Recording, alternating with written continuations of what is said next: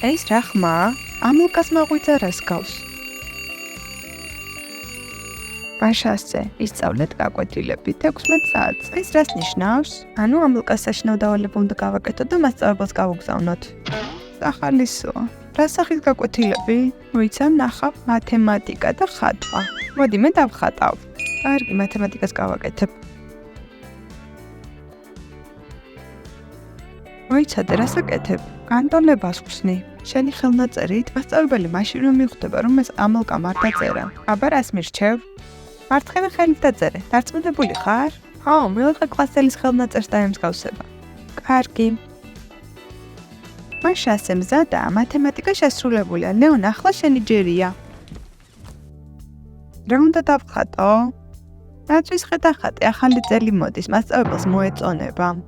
უბრალოდ ერთი პრობლემაა, სამხატვრო სკოლაში ვსწავლობდი. მერე რა? ის რომ კარგად ვხატავ და მასწავლებელი მაშინ რომ მიხვდება ტყუილს.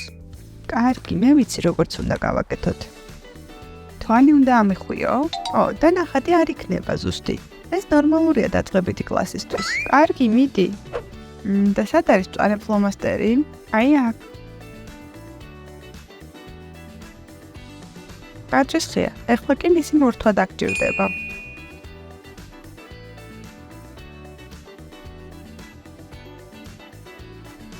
დარწმუნებული ხარ, რომ ეს ეხატავენ ბავშვები მეოთხე კლასში? რა თქმა უნდა, არ გახსოვს შენი თავი ამ ასაკში, როგორ ფიქრობ, უკეთესად დახატე?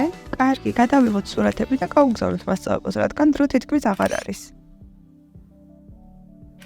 მზადა, იმედია გაამართლებს.